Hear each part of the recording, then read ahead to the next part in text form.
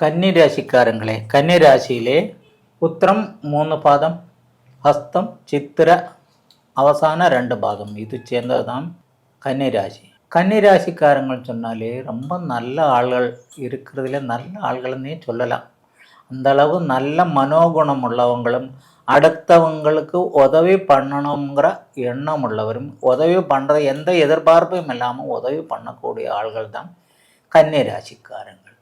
கன்னிராசிக்காரங்களுக்கும் சின்ன பிரச்சனை என்ன, அவங்களுக்கும் கோபம் கொஞ்சம் கூட இருக்கும். இருந்தாலும் எல்லாம் அட்ஜஸ்ட் பண்ணி போகக்கூடிய ஒரு நல்ல மனப்பான்மை உள்ளவங்கள் தான். உங்களோட ராசியிலே, அதாவது உங்களோட ராசின்னு சந்திர ராசி, சந்திர ராசியிலே கேது நிற்க, 7லே வந்து ராகு நிற்க, இது மனைவி குடும்பத்தில் உள்ள சில பிரச்சனைகளுக்கு வழி வைக்கும். இது அப்படி வரும்போது நீங்கள் என்ன பண்ணணும்னா, அது கொஞ்சம் மன அடக்கத்தோடு அதை கையாளினால் அது இது நமக்கு வந்திருக்க, நம்ம ராசியிலே இந்த மாதிரி கேது நிற்க എന്നുള്ള ஒரு விஷயம் தெரிஞ்சுக்கிட்டே பண்ணுவோம். அப்போது என்ன ஆகும்ச்சா, பெண்களால் உள்ள பிரச்சனைகள் தான் மெயினாக வரும். நீங்கள் சும்மா உங்கள் நண்பர் மாதிரி பேசினாலும் மனைவிக்கு அதில் சந்தேகம் ஏற்படுறதுக்குள்ள வாய்ப்புகள் வரும்.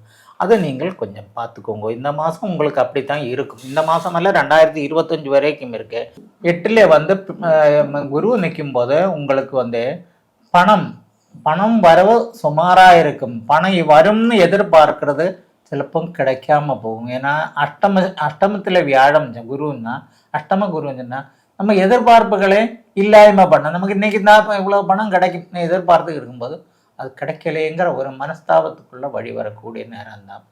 அதை நீங்கள் இந்த மே மாதம் வரைக்கும் கொஞ்சம் பொறுமையாயிருங்க. கண்டிப்பாக ஏப்ரல் மாதத்துக்கு மேலே உங்களுக்கு மாற்றம் வரும். பண காரியங்கள் உங்களுக்கு சுமூகமாக நடக்கிறதுக்குள்ள வாய்ப்பு கிடைக்கும்.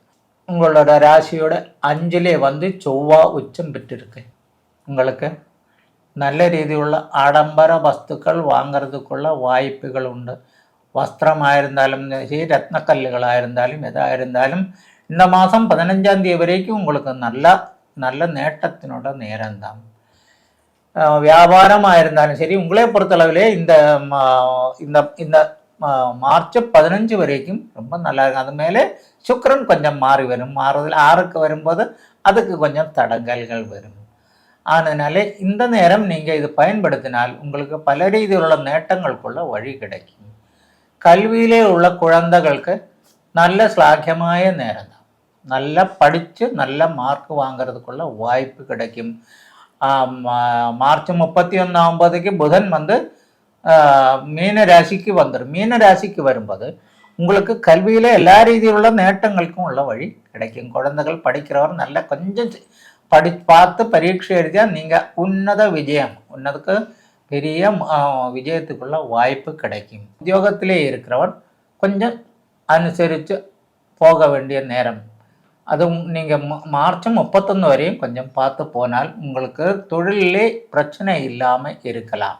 குடும்ப பாகத்திலே எங்களோட திருக்கணிதப்படி 4ல் வந்து குளிகன் நிற்க, இந்த மாசப்பறவிலே 4ல் குளிகன் நிற்க. அப்போது குடும்பத்திலே சில ஏதோ கொஞ்சம் மனஸ்தாபங்களுக்கும் கொஞ்சம் மானசீகമായ பிரச்சனைகளுக்கும் சில, அதாவது நம்ம நினைக்கிறது என்னடா நல்லா தானே இருந்தேன், என்ன திடீர்னு இப்படி ஒரு மாதிரியான அவஸ்தை, அது வர்றதுக்கு வாய்ப்புண்டு. அது கொஞ்சம் 2 நாளைக்கு தான், அதுக்கப்புறம் அது மாறிடும். அது போக நீங்கள் பண்ண வேண்டிய முக்கியமான விஷயம், கேது தான் உங்கள் ராசியில் நிற்க. நீங்கள் அவசியம் காளியம்மன் எல்லை, அதாவது காவு வாங்குற காளியம்மனாக இருக்கணும். அதாவது இந்த கோழி ஆடு இது மாதிரி எல்லாம் பலி கொடுப்பேங்க இல்லையா, அந்த மாதிரி உள்ள அம்மனாக இருக்கணும். அந்த மாதிரி அம்மன் அது பகல்லே முழிச்சிருக்காது, அது நைட்டு மட்டும்தான் முழிக்கும். அதனால சாயங்கால வேளையிலே தான் அதனை பிரீதிப்படுத்தணும். அதுக்கு வேப்பெண்ணெயிலே விளக்கு போடுங்கள், கதம்ப மாலை கொடுத்து கும்பிடுங்கள். உங்களுடைய கேது தோஷத்திலிருந்து உங்களுக்கு ஓரளவுக்கு வித்தியாசம் கிடைக்கும். மொத்தமாக எங்கேயும் வித்தியாசம் வராது, ஒரு அளவுக்கு உங்களுக்கு நிம்மதி கிடைக்கும். கேதுவின் தோஷம் உங்களுக்கு குடும்பத்தை பயங்கரமாக பாதிக்கும்.